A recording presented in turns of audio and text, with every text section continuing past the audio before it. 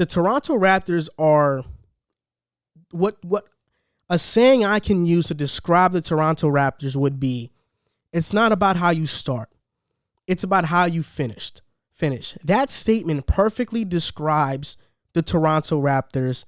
They started out the season 2-8. They are now 16-15. They're ahead of the Celtics in the standings right now. And the Raptors have beaten the Nets. They have beaten the Bucks twice. They have beaten the 76ers. They beat them on Sunday.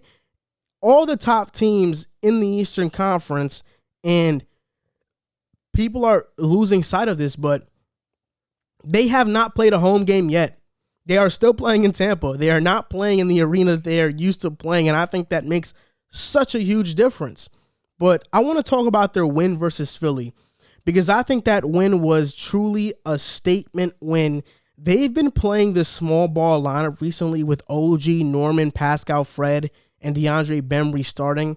And I like that lineup for more defensive versatility. They still play Baines a lot of minutes per game, but they usually start out with that lineup. I really like that lineup, but in the game, in the first quarter, it looked like the 76ers were about to blow the Raptors out. And Fred VanVleet went on a barrage and shot a bunch of threes, and he was the main reason they came back in the game. And then in the fourth quarter, the Raptors pulled away because Chris Boucher hit a barrage of threes and kind of sealed the game for the Raptors. And I think the perfect word to describe the Raptors win was resilience. No matter how much they were down at what moment in time, they kept on fighting, and then they finally found a way to get hot and get going, and then he ultimately took the win. And resilience is not only a name to describe their win, but a name to describe their whole team as a whole. You look at guys that make up this roster is made up of guys who had to earn their spot in the NBA. Fred VanVleet, undrafted.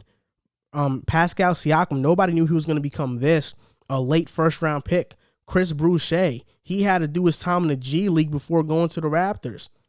OG Anunoby, he tore his ACL in college, and that's why he dropped in the draft. DeAndre Bembry, he was kind of a forgotten player coming from Atlanta.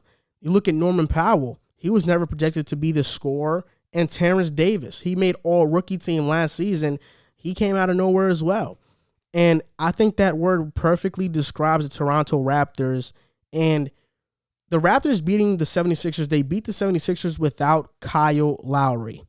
And they are 6-0 without Kyle Lowry this season. And they're 16-0 without Kyle Lowry in their last 16 games. So this begs the question, and I just want to ask it.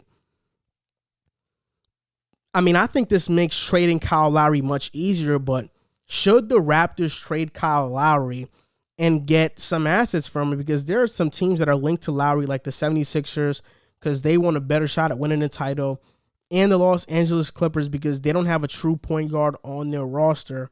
And obviously you want the assets for Lowry, but I've been adamant in saying that I think that the Raptors should stay loyal to Kyle Lowry and let him finish out his contract with the Toronto Raptors, just because of all he's done for the city and, you know, what he's done within his career when he got to the Raptors. I feel like you just let him finish out his contract. But you never know. If Lowry wants to go to a title contender and he doesn't feel like the Raptors are that, he could get traded. But for the most part, I think the Raptors being undefeated without Kyle Lowry this season is more of a testament to how much depth the Raptors have. That's why it was so surprising that they started out so slow this past season, because nobody really expected it. And outside of the Brooklyn Nets, because I think the Brooklyn Nets are the team to beat in the NBA, not just the Eastern Conference, and I don't think any team can beat them in a 7-game series, but you look at the other Eastern Conference teams, the Bucks, the Pacers, the Celtics, who else is there? The 76ers. The Toronto Raptors can beat any one of those teams in a 7-game series, and I believe that wholeheartedly. The Milwaukee Bucks have been figured out already. We all know that.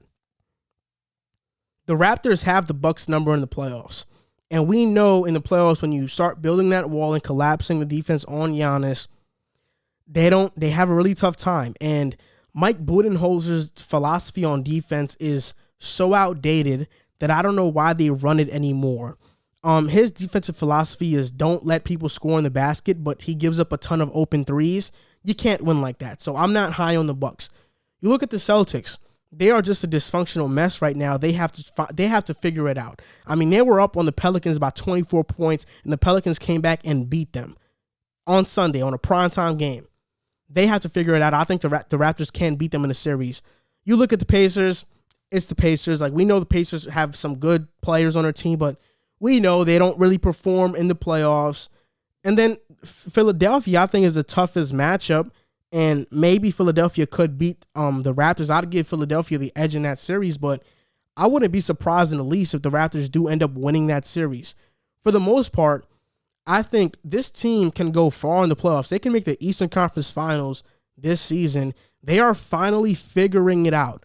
And the Raptors finally figuring it out is a tough scene for everybody else in the Eastern Conference because it can ruin a lot of the team's plans this season when talking about the playoffs. Like I said, the Raptors have already beaten the top teams in the East, the Nets, the Bucks twice, the Sixers, and I believe the Celtics. They've beaten them this year too. I might be wrong on that. But I know for certain they beat the Bucks twice, the Nets, and the Philadelphia 76ers. The Raptors are finally figuring it out, and they should be a team to watch for moving forward. They have been playing out of their minds as of late, and I think they deserve a lot of credit for it.